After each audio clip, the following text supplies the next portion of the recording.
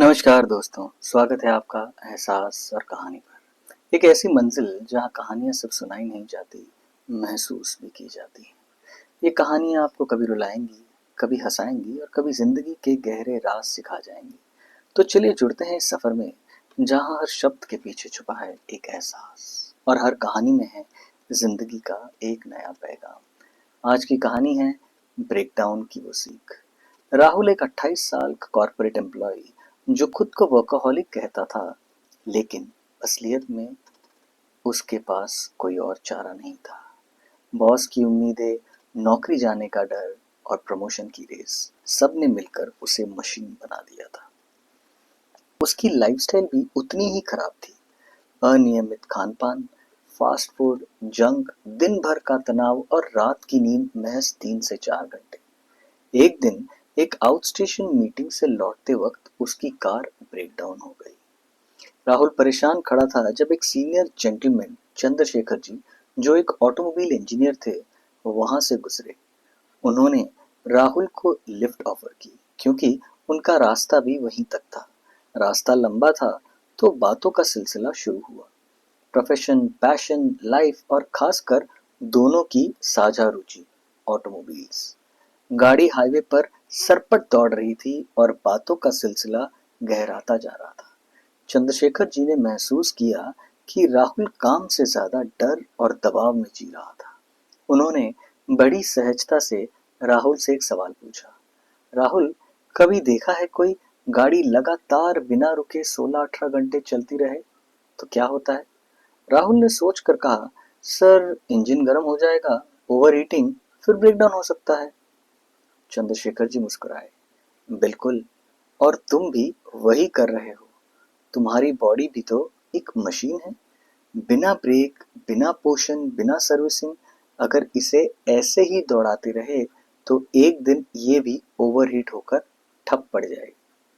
राहुल अब चुप था, लेकिन उसकी आंखों में चिंता थी। वर्कहोलिक होना बुरा नहीं है राहुल, लेकिन स्मार्ट वर्कर बनो, स्लेव वर्कर नहीं। वरना गाड़ी भी फ्यूल के बिना नहीं चलती और तुम भी नहीं चलोगे बिना प्रॉपर रेस्ट और केयर के। राहुल खामोशी से सब सुनता रहा। उसके हाव भाव से लग रहा था जैसे वो मदद मांग रहा है। कुछ पल की खामोशी के बाद राहुल ने कहा, क्या करे सर, इस कॉर्पोरेट लाइफ में फंस से गए हैं, बस दौड़ते जा रहे हैं। चंद्रशेखर जी बोले, बीच में सिग्नल तो आता होगा ना? ये सुनकर दोनों हंसने लगे। अपनी लाइफ का सिग्नल अपने कंट्रोल में होता है राहुल। जैसे रेड लाइट का मतलब होता है स्टॉप, एक चीज जो तुरंत बंद कर देनी चाहिए।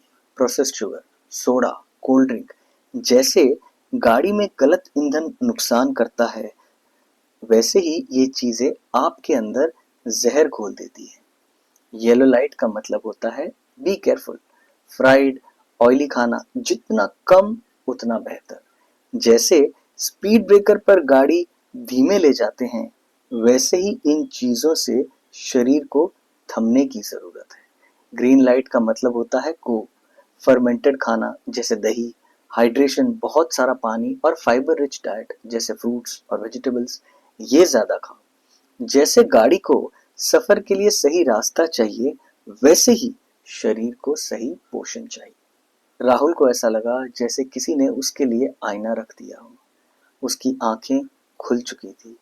जाते जाते उसने मुस्कुराते हुए कहा, सर, कई बार जिंदगी की सबसे बड़ी सीख ब्रेकडाउन के बहाने मिल जाती है। ये सुनकर दोनों ने मुस्कुराकर एक दूसरे को अलविदा कहा।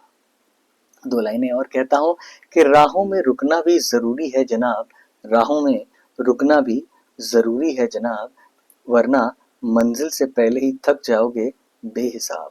तो दोस्तों, ये थी आज की कहानी, एहसास और कहानी पर। मैं उम्मीद करता हूँ आपको ये कहानी पसंद आई हो। इस वीडियो को लाइक करिए, अपना प्यार कमेंट्स के जरिए हम तक पहुंचाइए, इस चैनल को सब्सक्राइब करिए और अपने दोस्तों के साथ शेयर कीजिए। याद रहे, जिंदगी भी एक कहानी ही तो है, बस एहसास जरूरी है। अगली कहानी में फिर मिलेंगे, तब तक ख्याल रखना और जिंदगी के हर एहसास को खुलकर महसूस कीजिए। धन्यवाद।